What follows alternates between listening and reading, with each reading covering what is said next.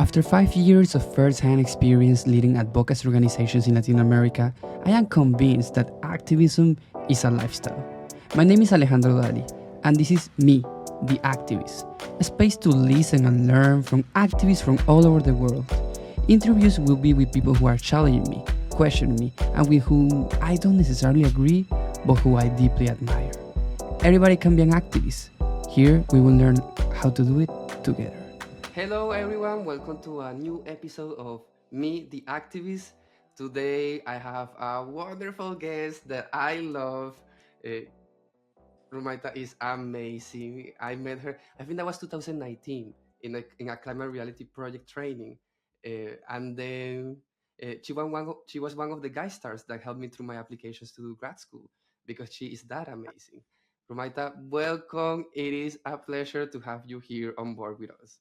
Alejandro, it's such a pleasure to actually connect again and talk our hearts out. I'm so excited for this.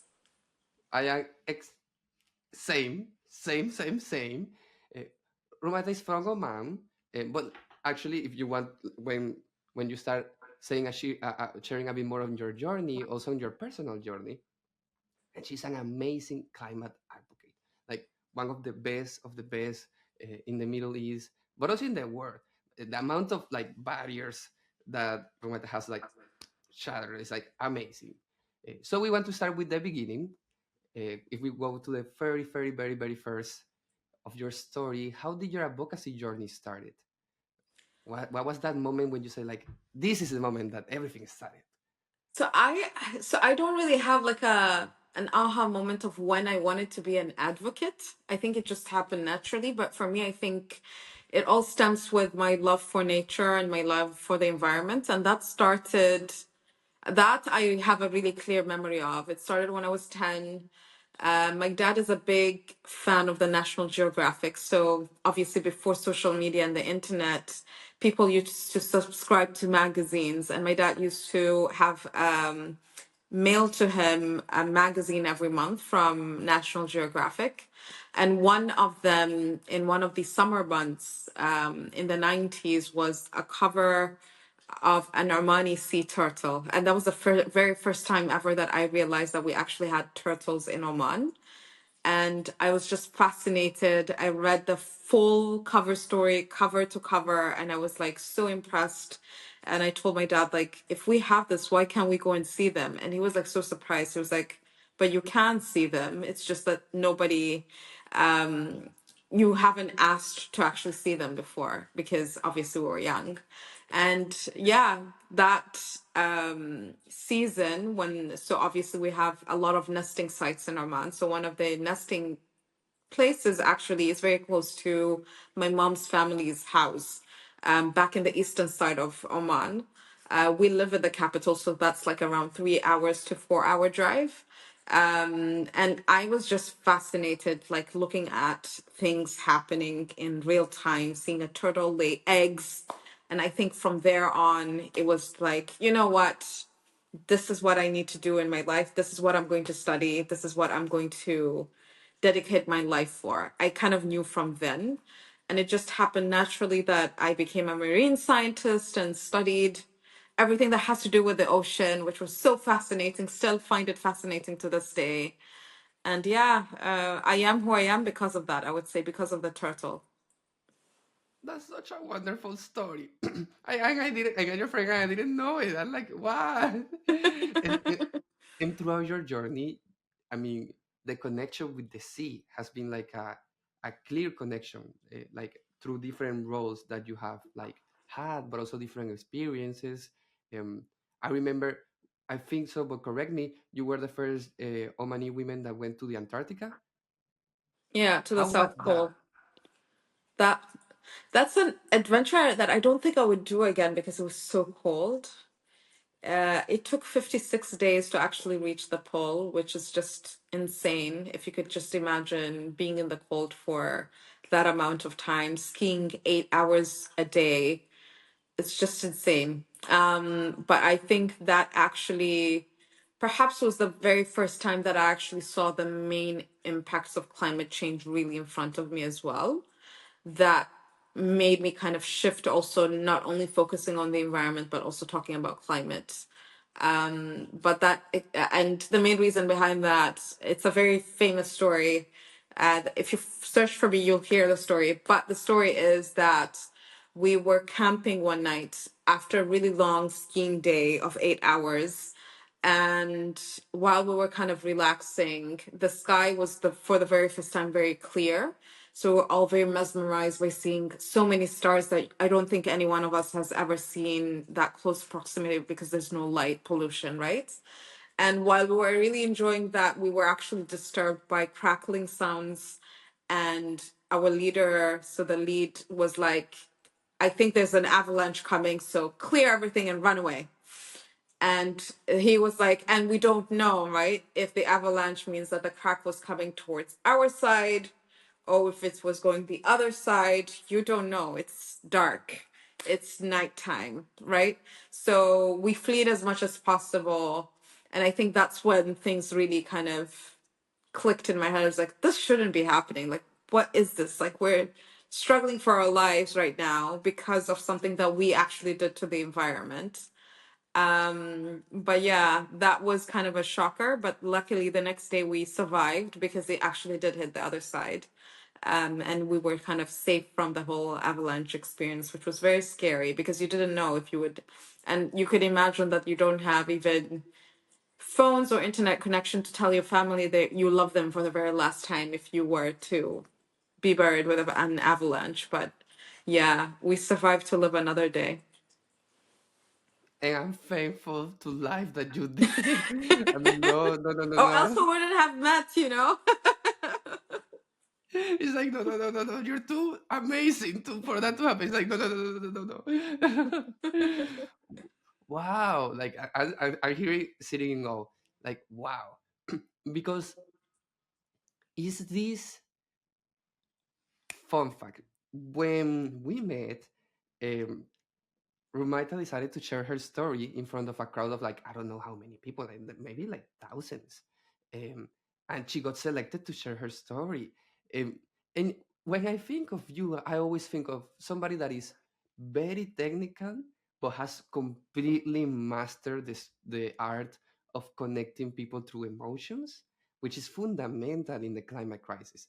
Like and in the spaces where you have like work also that are very technical spaces, but you shine of course because of this capacity of saying like this story, this narrative, this is how we connect emotionally. Like every time that I talk with you, I'm like this is something that I think the climate crisis is still missing in many areas. In many areas it's super like clear the storytelling, but in many other areas it's like you stay there, this is like for the technical people, and you're in those tables but keeping that there, keeping the emotional engagement there. Or that could be how I see you, but I don't know if you see that the same. Yeah, but I've heard that a lot, right? That, and I'm seeing, but to give the climate activists credit now, specifically, we're seeing a lot of that movement as well. Like you are seeing scientists really trying hard to connect and find ways and tools to communicate with the general public to make things much more simpler, to find ways to connect. So you're seeing a lot of that movement. I personally know so many of my scientist friends who are shifting towards more on the communication side. Like they love to do what they do in the technical spaces, but they think that what they're doing needs a bigger audience for them to kind of explain. Like I have friends who work on the Great Garbage Patch in the Pacific, and they do such amazing work with plastic pollution, but nobody knows anything about it, right? So you need to kind of find ways to kind of not only connect but also keep the story going.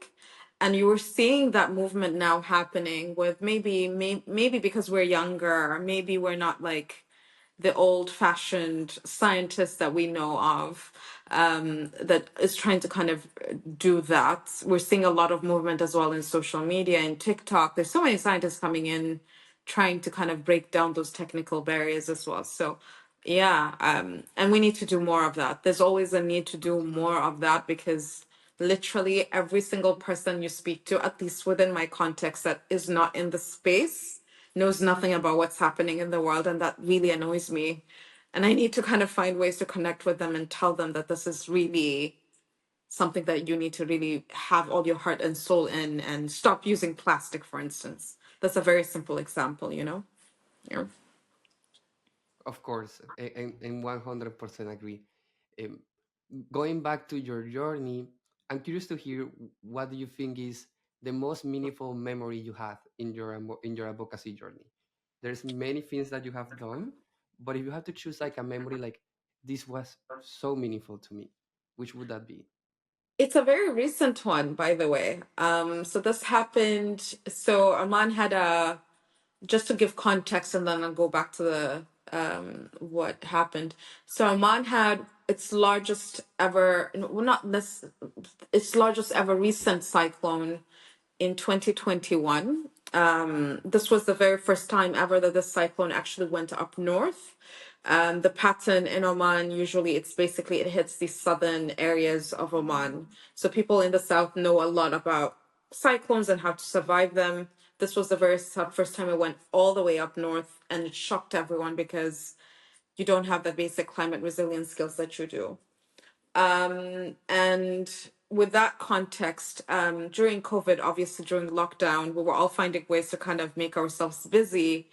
And the way that I made myself busy was start a startup that focused specifically on teaching women how to use negotiation skills to ask for climate resilience skills for you to kind of learn. One of the basic, main important ways that we were looking at was at least to get women to learn how to swim, because the majority of women in my country don't know how to swim. And the main reason behind that is, one, because we're a coastal country, so a lot of, and it's a very known stereotype, right? If you are by the water, you take it for granted. And that's a lot of the case, but also it's because of how society is structured, where women are not really given the space to actually go and swim, and don't actually have private areas that allow them to swim as well, because culturally it's kind of a no-no to see women swim in the sea or whatever. So that was one of my main missions, is like, how do we do this? How do we teach more women to actually have those conversations with their families, to be able to actually help them reach that goal that they wanted?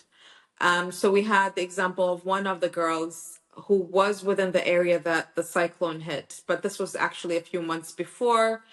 She took the course, and the plan was to convince her dad that she wanted to learn how to swim. And she comes from so she doesn't really come from the most liberal areas. It's much more of a conservative area of the country. And pushing that conversation with her dad at the beginning, he was like, no, that's out of the question. But as she kind of started having that, pushing that conversation forward and explaining her process as to why she wanted to learn how to swim, she managed to convince her dad that early in the morning, when people are asleep, like at 4 a.m., the dad would actually go and teach her how to swim by the sea. And that was a success. She learned how to swim and how to float. And then her sisters caught wind of what she was doing. So then they demanded their dad to teach them how to swim. So it became a ripple effect, that the whole sisterhood suddenly knew how to swim.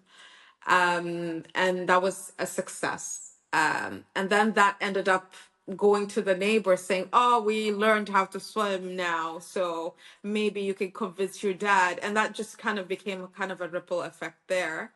And then when the cyclone came, these women, there's 7 women, were able, because they learned how to swim, to save a lot of the elderly women who were stuck in their houses, because the cyclone was so intense that the 2-story buildings, it went beyond the 2-story buildings. Everything was drowning. So they were able to actually save a lot of their community and the women in their community, because they learned how to swim. And she actually came to me, and I had no idea about the story actually until she came to me one day, years later, actually just, when was this? In the end of 2022, before COP27. And she said, I think you need to share the story. And I need to thank you, because we all managed to survive because we learned that skill.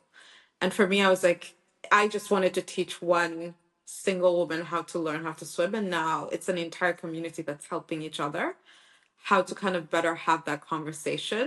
And I think for me, that's the cherry on the top of the cake, that if things don't work out, that is the best that I could do. And I am just content and happy that I was able to do that for the women of my community, at least, you know? Amazing. I mean, like, amazing, amazing. Like, and I'm digesting because this is impressive. This is how climate connects with gender, connects with local communities, connects with It advocacy, connects with connects everything, you know? connects with Yeah, civic engagement, connects with like realities of local people. This is like how this is a clear example of when you understand the realities of your communities and also the vulnerabilities towards climate change, and you're able to like create a solution that actually works for your community, because what we see normally is solutions that are like so out there and don't work for the community. And this is one of the best that I heard from my dad, like wild, uh, like amazing, and also so thankful that that this community and these family members were able to survive, because that's what happened with climate change. Like people are not prepared for the impacts, the disproportionate impacts of things that are getting worse and worse every day. for sure. And I will tell you that we're not even prepared as a country and as a region to actually survive climate change and the impacts. It's impossible. I mean, I did before COP28, I did the Oman climate dialogues, and this is basically because in COP27, Oman announced its net zero plan by 2050. And then suddenly you saw the entire country, because the country is moving to 2015 net zero. Everyone is doing a sustainability event. Everyone is talking about net zero. All the companies that were against sustainability suddenly having chief sustainability officers and sustainability reports and whatnot. But then when you ask them simple questions of what's the status of Oman's climate, nobody knows. Okay, what are the implications, or what are the climate financing that the country needs for the to solve the solution? Nobody knows anything. So I was like, okay, maybe we need to kind of educate the public. So we launched our Mon climate dialogues. You can actually Google it on YouTube. They're very controversial, by the way, because we got people who had no filter, but also had a title that supported them when they spoke. And it was so shocking, the amount of data that we got from that. One of the main ones is we got from one of the IPCC authors, who's actually Omani and based in Oman. And he said the country is expected to get a category 5 cyclone once every 5 years. That's insane. Like, that's beyond what you could imagine. A category 5 cyclone once every 5 years is expected to hit the Omani coast.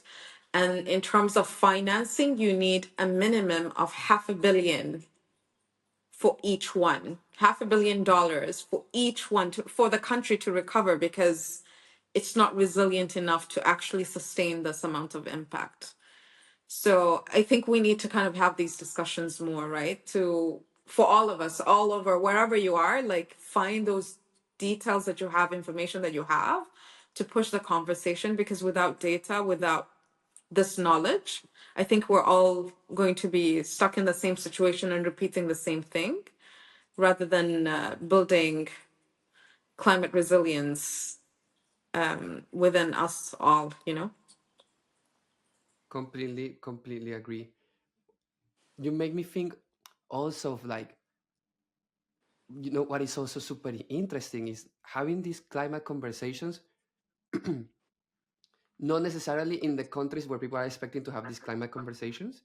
It's like, oh, like, yeah, I don't know, Brazil, like in our case in Latin America, like Brazil, perhaps sometimes Colombia, which I am from Colombia, but because I'm thinking as with my Venezuelan hat, it's like Hmm. it's like if we were wanting to have conversations about climate issues on Venezuela, it's like people are not expecting these conversations, and I don't know if the same has happened in the Middle East after COP, but also it's like there are like some country spots where people is like the conversation is there, and I think there are other people that is like, no, no, no, no. We also need to have the conversation here.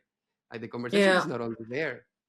And the conversation is for also sure. here of what is happening here in this place. Exactly, exactly. And maybe I'll give you a context as well. Like, for instance, our month's contribution to global emissions is 0.2%.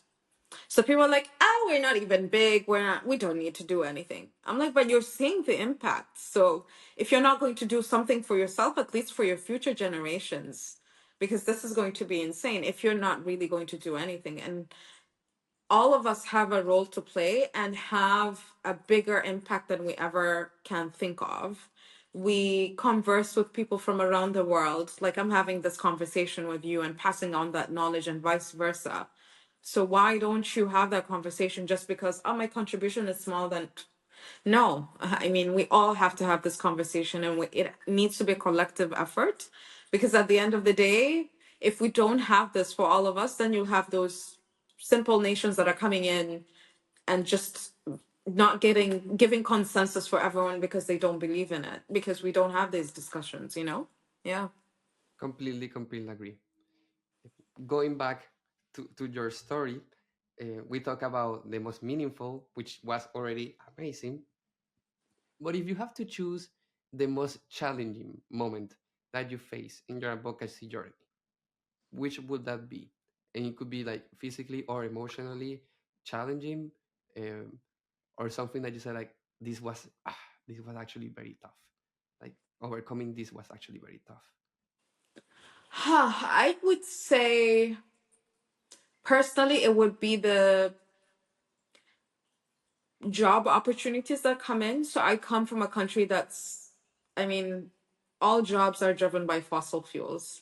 And really sticking to your values of saying, I'll take a major pay cut to work in an industry that nobody knows just because my values don't align with that sector is extremely difficult, especially when you have a lot of commitments and familial commitments that you're doing. I support my own family because I'm the main breadwinner. So that was quite challenging as well, to the extent that perhaps I think for a lot of us, I think COVID specifically was a turning point for a lot of us on what matters. And it came to a point that I was this close to say, you know what? I'll just take the big chunk of money because I need it. My family needs it. We're all out of a job because of the pandemic, and maybe it's the right thing to do. And I would say that was a big struggle emotionally, because I really believed, I was like, I could stick to this. But then you have everyone else telling you, you're stupid. You should take this position. You should at least try it. Or and this is a favorite phrase that a lot of people try to justify when they work in these spaces, right? When they say, well, at least I'm doing the change from the inside, you know? And I don't want to be that. I really want to stick to what I actually believe in. But I'm actually very proud of myself that I overcame that and tried to find things work. It meant working more than one job, mostly 3 to 4 jobs all at once, just to make sure that you had enough income. But I'm actually very proud of myself that I am where I am as a result of that, pushing that. And I don't think I would be in this position now, in this space that I'm occupying now, if it wasn't for that experience and me pushing that away, because then it made for a lot of people clear that there's a fine line that Rumaitha won't ever cross. So don't even bother, which made it even much more better, because better opportunities come, which really aligned with my values. And I'm actually quite happy where I am now. You did all these things. I'm guessing that perhaps you were the first in many Mm. cases of your community to do all those things. Was that the case? Yeah, it was actually the case in a lot of things. And I think for me, I was very much blessed to have a mother who unfortunately didn't get the opportunities or pursue the opportunities that she wanted in life. And her message was always that you pursue what you want. Even if I tell you no, if you believe in it, just do it. And then, and I think her message was very clear throughout my life. People will come around. If you make them proud and if you make yourself proud and you're content with yourself, people will come around and they'll be okay with it. And that has been the case in every single thing. Like, I'll give you an example of me studying abroad was a big issue in the family. Like, how can you let this girl study? And I chose a country that was not, that was notoriously not the right place to go. So I went and studied in the Netherlands for my bachelor's, and you could imagine the reputation people have of the Netherlands and Amsterdam and the red light districts and marijuana and all. It's like, you're sending her to a disaster. Like, don't send her there. Why are you sending it? Like, everyone. I remember when the decision came, it's like, okay, she's going. I don't. I kid you not. Every single family member knocked on the door and asked why. Are my parents crazy to do this? And they were like, no, but this is what she wants, and she's going to go and study marine sciences that she actually wants. So in every step of the way, it was always kind of pushing, but I think that support that I actually received, I think my dad was just okay in general. But my mom was the one's like, no, you do it. Even if it's tough, you just do it. If you really believe in it, and maybe the values aspect really comes from that, that if you really believe in something, just go ahead and do it. And that has, yeah, and that has helped a lot in even understanding critics and people who hate you and what they tell about you, that I was like, you know what? I'm very comfortable with myself and I love myself so much that I really don't care. Like, you could say whatever you want. If I don't like myself, maybe I will listen to you. But at the moment, I'm very content. So whatever you say, I'll just go ahead and do it. And you'll come around anyway. And people do come around, time and time again. I really believe in that. Yeah. And then from there, you went to the US. Yes. So another jump. Yeah. Amazing. I mean, like, outstanding, outstanding. I'm impressed in a very good way. As more as impressed as when I met you the first time. Therefore, I think it's very important for people to have, and this is something that I thought about when I decided to invite you, friend. Is like, it is very important to have people that you admire, like, there in your orbit, and you're like, and understanding why you admire them is like because of their authenticity, and that they sticking to their values, which is my case with you. Um, but I found that in the advocacy world in particular, sometimes you feel people like are so far away, or you don't know these stories necessarily, because we come from different regions, and I want everybody from my region to know your story, because I think you could be that reference. And question for you, the hands, if you had to say something to other activists from everywhere, from the Middle East, from Latin America, who are just starting their journey, what would you say to them? Wow. So I would say being an advocate or an activist is not easy. I think the most important thing is stay true to yourself and your voice. Once you find your voice and what you stand for, just hold on to it, because I'll tell you this, there's so many people that will try to change your narrative and your story and tell you to stick for this and do this and what about this and what about that. But I think the space is there for other people to take on that space. You don't necessarily need to be an activist for everything in this world or in the field that you're at.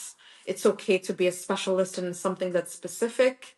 It's okay to champion other people when the opportunities that come don't match you and your values. It's okay to do that. I feel in the advocacy world specifically, the opportunities that we tend to get are dwindling down because they're just fearful of young people that are coming in and have loud voices, and there's this negative perception of millennials and Gen Zs being so loud, and they're young people, so we don't need to take them seriously. But I think it's in numbers, right? So you can have one and then find another advocate and just make a collective of things that everyone is good at. You don't necessarily need to be a good at everything, but you can bring in and champion other people to come into that space along with you.